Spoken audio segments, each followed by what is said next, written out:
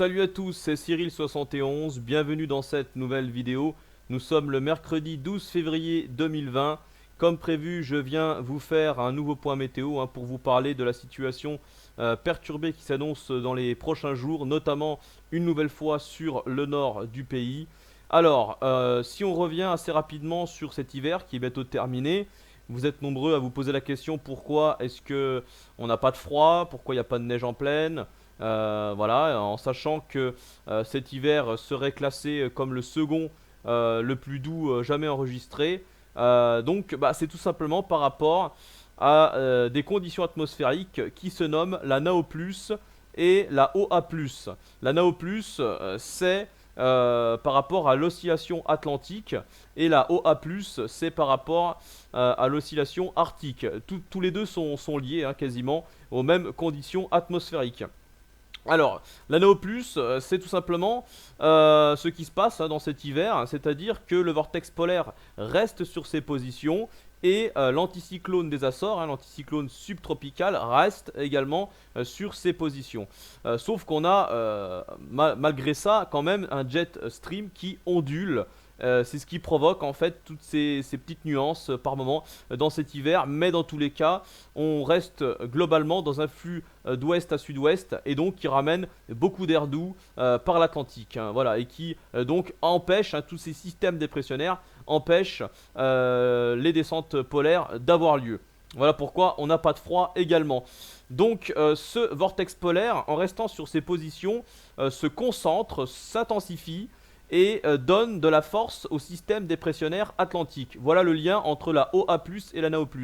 Ça donne suffisamment de dynamisme et cela porte un nom, ça s'appelle la cyclogénèse. Voilà, c'est vraiment ça qui donne la force à la plupart des systèmes dépressionnaires atlantiques. Et on le voit depuis le début de cet hiver, c'est comme ça, avec des petites différences par rapport à l'ondulation du jet stream. Au mois de janvier par exemple, on a eu un anticyclone qui était présent sur l'Europe de l'Ouest. Cet anticyclone était lié à des vastes systèmes dépressionnaires qui continuent à se développer depuis le nord de l'Amérique jusqu'au sud de l'Islande. Et avec un jet stream donc ondulé, cela a fait remonter l'anticyclone des Açores vers l'Europe. Et donc cet anticyclone a plaqué l'air froid au sol, comme chaque hiver quand on a des conditions anticycloniques, le froid est plaqué au sol, froid de basse couche. Et c'est la raison pour laquelle on a eu des gelées matinales. Voilà, on a eu un peu de froid. Mais à part ça, en altitude, dans la haute atmosphère, les masses d'air en général sont donc très douces depuis le début de cet hiver. Et la récurrence, c'est quand même l'humidité qui est clairement là, malgré un mois de janvier un petit peu déficitaire avec l'anticyclone. On le constate que là, par exemple, dans ce mois de février, on retrouve un peu la même situation qu'on a eu à la fin de l'automne et au début de l'hiver. Notamment, on s'en souvient au mois de décembre avec les tempêtes et les coups de vent qui ont déjà traversé une partie du pays, notamment le sud-ouest, qui a été touché, la Méditerranée, la Corse, avec de nombreuses tempêtes encore. C'était déjà le cas au mois de décembre, donc la Corse subit souvent des tempêtes d'ailleurs depuis l'automne dernier. Donc on voit cette récurrence quand même à ce flux de perturbé, ce flux d'ouest voilà, qui continue à être présent. Et tout ça est donc dû à la fameuse NAO+, que je viens de vous citer. Et pourquoi plus, la positive ça veut dire qu'il y a la négative. La négative, c'est le contraire, c'est-à-dire quand les conditions sont anticycloniques vers les zones arctiques et dépressionnaires vers le sud, notamment donc vers les Açores ou vers la péninsule ibérique. Et là, dans ces cas-là, on a plus de chances d'avoir du froid sur l'Europe, car cela fait descendre l'air froid forcément des zones arctiques. Voilà. Donc ça c'était pour revenir assez rapidement sur cet hiver.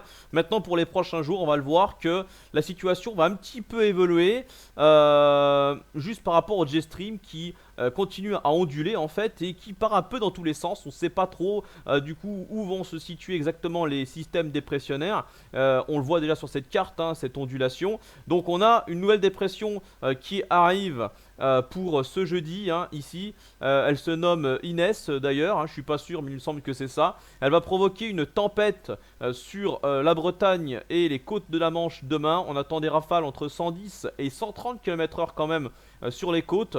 Et ensuite cette dépression va quand même s'échouer. On le voit ici en perdant de son activité. Demain soir elle va s'échouer vers le Benelux et donc les rafales de vent vont baisser rapidement en intensité. À l'intérieur des terres on attend des rafales entre 70 et 80 km/h en général. Localement plus peut-être 90 km/h, notamment sous les averses, c'est possible. Faudra se méfier hein, sur une grande partie nord-ouest du pays, jusqu'aux régions centrales, jusqu'à chez moi d'ailleurs.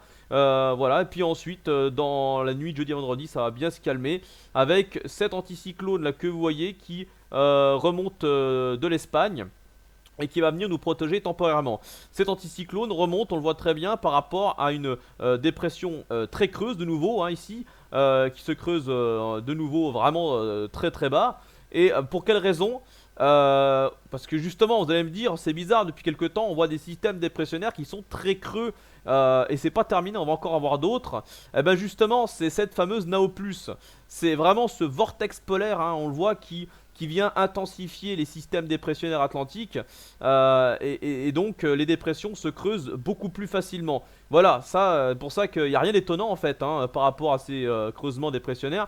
Il y a tous les ingrédients sont là en fait pour des systèmes dépressionnaires virulents qui se creusent vraiment très bien. C'est pour ça voilà qu'on a ces dépressions qui provoquent ces tempêtes. Et là on voit que cette dépression, encore une fois, va venir se positionner au sud du Groenland. Et on voit hein, une dépression vraiment impressionnante avec une tempête hein, clairement sur le Groenland.